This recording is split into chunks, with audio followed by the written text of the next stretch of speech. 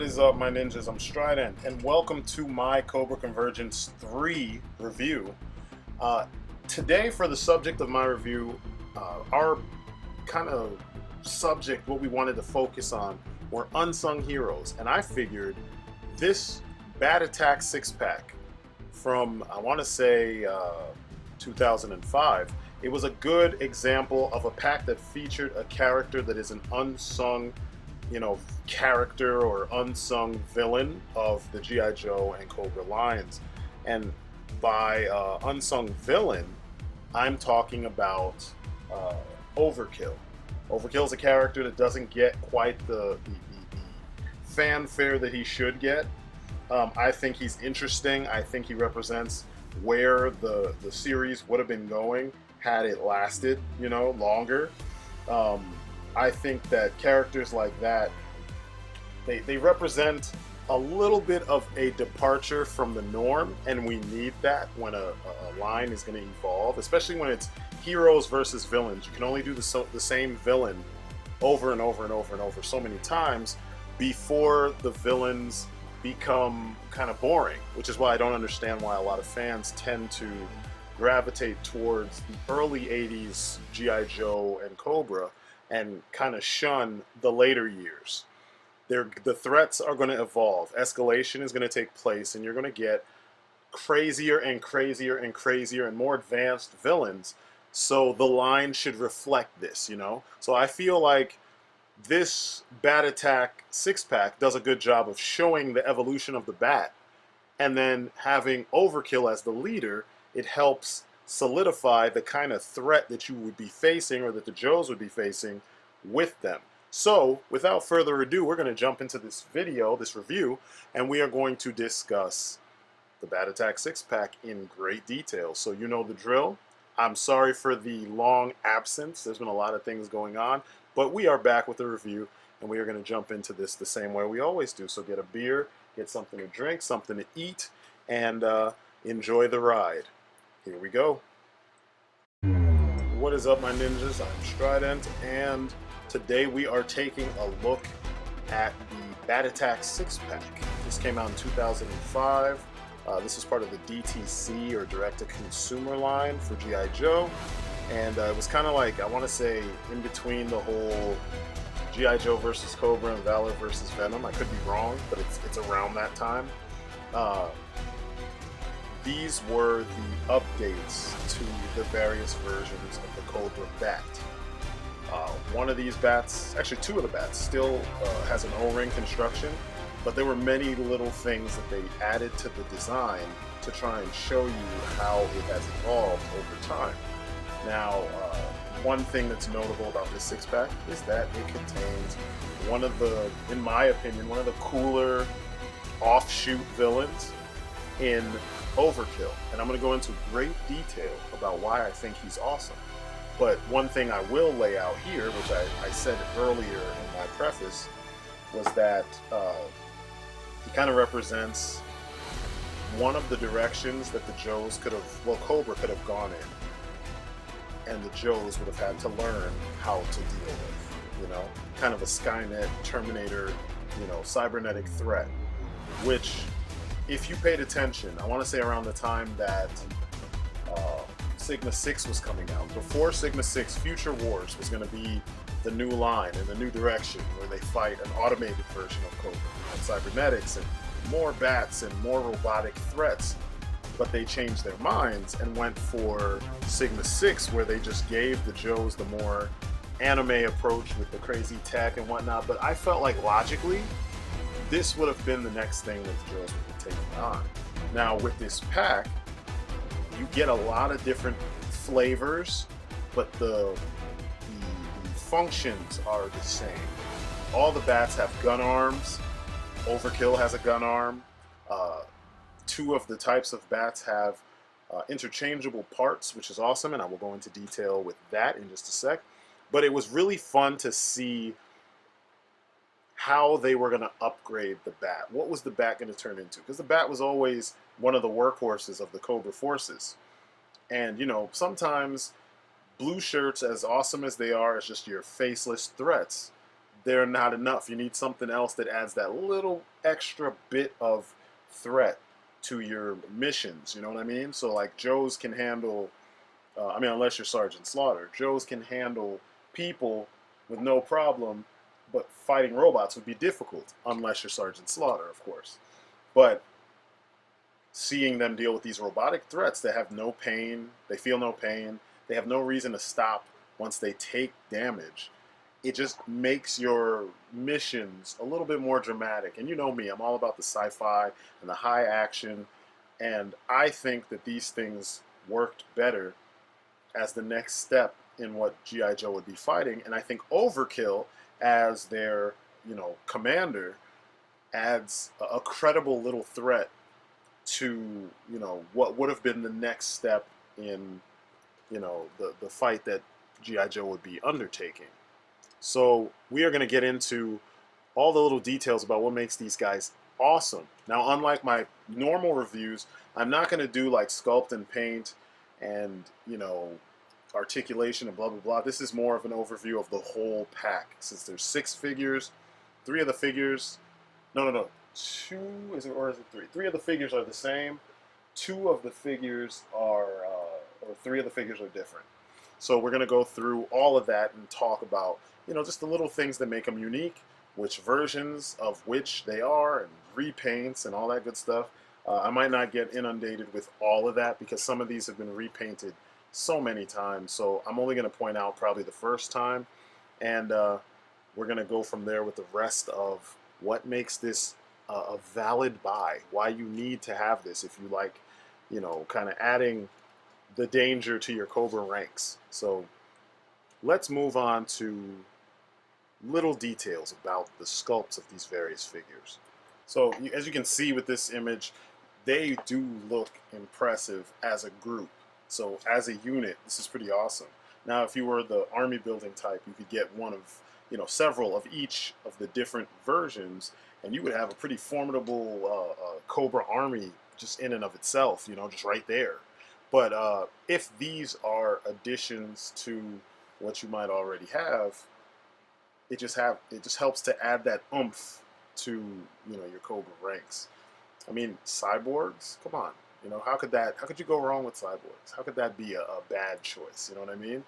Overkill just looks, whew. And I got so much to say about him, man. I'm kind of mad that I have to start out with some of the other bats before I get to him, but it's okay. Some of the best things in life are worth waiting for, so we're going to do that with him.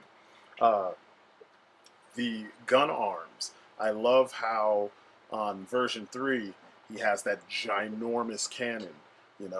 It just works. Version 4 has kind of a more reasonable cannon, or 2 reasonable cannons, and then version 5 has the crazy, more futuristic, almost like a Brave Star-ish cannon. But I love the look of it. And it just shows you that the designers were really trying to up the ante in what the Joes were going up against. Because me, I'm not big on the O-ring guys, but versions 3 and 4 were O-ring construction, and I have a bunch of those guys because I always dug the look.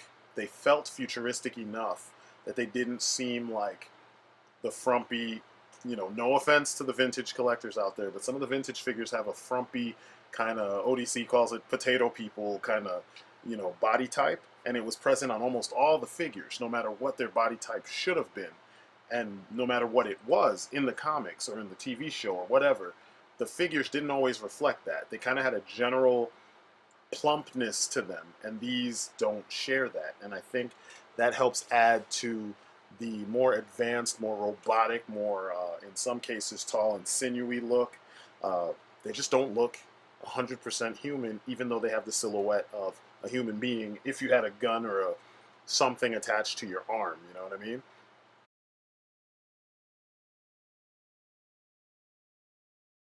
Bat version 3. I like this bat a lot. It's the one that made me actually start going back to look at these particular versions of the Cobra bat. I loved the sword arm because I always was conflicted, and I know a lot of people were, with the original bat, with that weird drill arm, ray gun arm, you know what I mean? We couldn't tell what it was, so this is a little bit more straightforward. I like to imagine this bat as the all-purpose bat. This is the multi-purpose kind of more regularly seen bat. It's literally the replacement of the classic one. And for those of you who need that, here is the file card. Check it out. As said here, they are literally the expendable cannon fodder for the Cobra Army. And I love it. I can't complain. I can't, sing its praises enough. It literally just screams, these are the cannon fodder. They're not specialty. These are the ones that you see on the front lines getting destroyed by the thousands. And Cobra made them for that purpose. I love the fact that he has the detachable arms. Those work really well, and the different arms actually sit perfectly in the backpack and hook on where they need to hook on, and they attach easily, as you see right here. The chest plate, I love the fact that there is a removable chest plate, so you can have your own version of battle damage without necessarily having to have the glass plate for the chest like in the previous version. Everything just pops right into place via a peg system. These are the other versions of the bat up to this point. So we started with the classic. This is actually a 25th anniversary one you see up front. That is mimicking the classic one. That's from the Cobra Island 6-pack, the Defense of Cobra Island 6-pack. And the yellow one you see, that's version 6. It's a repaint, but that's the 2003 version. And then the next one is version 7. That's the 2004 version that is repainted right before this. Now there were, in between there were like 2 or 3 other versions of this particular version of the bat. And I think each between them there was like one attachment they had different from one another. Now let's talk about his articulation. As you can see, he has pretty much the standard articulation for G.I. Joes up to this point, minus the bicep swivel. Instead, he swiveled at the shoulder only. His head could look up and down, swivel left to right, knees bend, the legs bend the way they're supposed to. The waist could swivel and kind of move side to side via the O-ring. There was no articulation below the knee. But all in all, he is quality. He's well worth the purchase if you find these by themselves. Now version 4 is where it really started to become, my forte. He looks extremely robotic. There's not much humanity to this design, and I love it. Here is the file card for those of you who need that. This is the faster, tougher, better armored, and better armed, version of the Cobra bat, and I love it. His weapons just looked more powerful, His body looked sleeker. He looked like he'd be the real threat. And just like the other one, his backpack holds everything. The peg system that holds everything together works really well. And, the interchangeability is good. Everything fastens perfectly, and you don't have to worry about things popping off. Now look at that face. I mean, my God, that is just awesome. It looks like a Ken Lashley design, and I wouldn't be surprised if he had something to do with the design. But from head to toe, he just looks menacing. He's got those crazy goat legs, that kind of have that, I want to say, bounce to it, to allow him to jump. The robotic details, you see some carried over from version 3. He also has standard hands, just like the version 3 did. And his articulation is exactly the same as version 3. He has the O-ring holding them together, swivels at the shoulders. The head is kind of a ball-jointed head. The swivels, universal swivels at the thighs, bend at the knee, no articulation below the knee. But he's fun to play with. He's just fun. And he's menacing. He's perfect to fight your Joes. Now, I don't happen to have any other versions of this figure, but he was repainted 4 other times. It goes to show you how well liked this figure was and how well he worked with the Joe line. Bat version 5, the most unique version of the Cobra bat to date. I love this design. I love how far it strays from what we're used to. And this feels more like the Sigma 6 version that you've seen a lot. Here's the file card for those of you who need that. And I love the fact that this thing is just ridiculously awesome. And supposedly this guy can fly. You can see that 2 of the 3 figures are exactly the same, with the third having dual mounted guns. Look at that robotic face. It's just evil. the legs, the pieces. He actually resembles Overkill the most, but he feels more along the lines of Terminator. The green pieces on the sides, I think they're supposed to be rocket launchers. I always pretended that they were nanomachines in there that do different things, heal them, you know, repair them when they're, I shouldn't say heal, but repair when they're damaged, help add punch to their weapons, etc., etc. His articulation is the exact same as the others without the O-ring. The only difference is that his head is purely on a swivel. It does not look up or down. But, I mean, you can pretty much do all the things you need a robot to do. The backpack, that's the only accessory. Comes off, sticks on with the peg. The peg hole is nice and tight. You don't have to worry. There's other little holes there for, I guess, other accessories, but this guy closes out all the bats. And as you can see, just from this little overview of the 5 other figures in this pack, you've got a little, you know, small army, you know, more than a fire team, a little bit, you know, a squad, I guess, you know, of just Cobra death merchants. You know what I'm saying? These robotic Cobra death merchants that, you know, you go from kind of basic to just like, holy shit, you know what I mean? And sometimes you need that to have better missions and to make things look a little bit tougher for your Joes. But now comes the part that I've been waiting to get into. Overkill. This is version 7 of Overkill.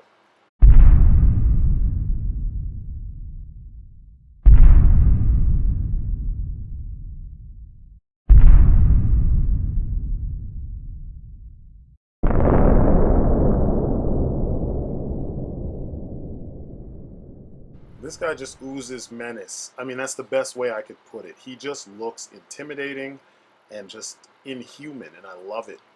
Here's his file card for those of you who need it. And as the file card says, and as you can see from looking at him, over 50% of his body has been replaced by mechanical parts. Pretty much the gimmick with him is that he's been upgraded so many times that his humanity is gone. He almost sounds like a Metal Gear character, and I love it.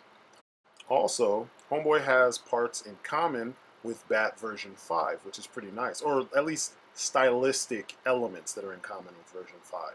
I love the giant cannon. It looks intimidating and it works for what you need him to be able to do. It doesn't look like he needs anything else. From head to toe, he just looks like he is a formidable enemy for G.I. Joe. And that works for me. For anything, because I mean, if you have the core, this would be a formidable foe for the core, you know? But just look at the amount of detail, you know? Look at the amount of original sculpting that they did here. I mean, even though this is a repaint, because they did do a version of him previously, he still, I mean, it's just really good detail on him. You know what I'm saying? Really good detail. This was the final version. After this, they didn't do any more versions of Overkill. I really like this paint scheme. The previous version had a kind of copperish color scheme, and a lot of people like that better. I prefer this. But his gimmick. Let's talk about the gimmick. Now, you guys know I don't really like gimmicks, but this gimmick actually makes sense. He's almost 100% modular. Almost. Just about every part can be removed. So if you want him to blow up, it's easy to do that. So if he's in a situation where he gets the drop on somebody and, you know, it's about to be over, he can actually, you know, you can make it more dramatic and have body parts be blown off because Homeboy is, you know, I don't want to say he's fragile, but to get across the point that somebody is using a really powerful weapon, you know, just blow off those parts. And this was also a gimmick that was seen in his comic appearances.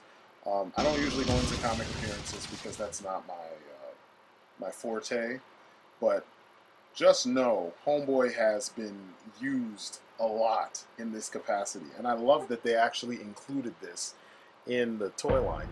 But as fun as all this is, it's time to get to the bottom line. Now, should you buy this set? As you can see, there's a lot of variety, there's a lot of uniqueness, there's a lot of little details in this set that make it worth a purchase, in my opinion. It checks off a lot of boxes that you would need if you're a forward-thinking collector or if you're really into the conflict past this weird loyalty thing to one era versus another. If you want an evolving Cobra, army, this is perfect. If you want another faction, Overkill could just be his own faction. He took control of the bats, starting with version 3. It's up to you, obviously. You can do with this what you want, but he is an interesting enough character that you don't really hear a lot about. He's an interesting enough character that doesn't get a lot of coverage or usage in the comics, and I feel like he's the kind of character who he should get more usage, because his gimmick literally is that every time he shows up, he is killed, and then he shows up upgraded. So each time, kind of like Ultron, each time you see him, he could be more powerful until he's finally the big bad. You know what I'm saying? Maybe behind the scenes, but then he's revealed to have this amazing new body. Right now he's got a face that's human still, portion of his face. What happens if the very last version, maybe the Pursuit of Cobra version, or the Future Wars version, it's just his brain inside of an awesome, android-looking, body with cool upgrade pieces or tech that is attached to it. It's just, I don't know. The sky is the limit. You know what I mean? And I feel like this gives you that kind of a window into that sort of thinking. So I think this set is worth your attention. I feel that if you are tired of the same old thing for G.I. Joe and you move past the classic bat, this is the perfect set of upgrades to those classic bats. You can find all these figures fairly cheap individually on the secondary market, especially on eBay. I bought a bunch of the two, 3 and 4 on version 3 and 4 on eBay. So as of doing this video, definitely version 4 I bought some on eBay. But this is a worthwhile 6-pack. It's one of those gems that you don't really hear enough about, that fits in just about any era. You don't have to worry about the designs not quite fitting in with one thing. Some people are very OCD about that, and I think this bridges that gap. So, long story short, this is an S-Class effort from Hasbro. Pick it up if you see it. I want to say it goes for about $30, $40. I got mine for $35 shipped, so it's possible to find it. You might have to wait a little bit, but it is worth your while, and that's my story, and I'm sticking to it. So, big thank you to you guys for sitting through this video and checking out what I have to say. Big thank you to Hooded Cobra Commander for getting me involved again in Cobra Convergence 3. It's been fun. It's been really awesome to see the amount of people jumping in and contributing to this event. It's fun. Hopefully we can do a Joe-focused event sometime soon. I really want to do that. I'm going to run that by everybody. But yeah, this has been really cool. It's awesome to see so many people still having this much love for G.I. Joe, and I'm glad to be a part of it. So, that's it for me. As always, you guys have been great. Peace outside.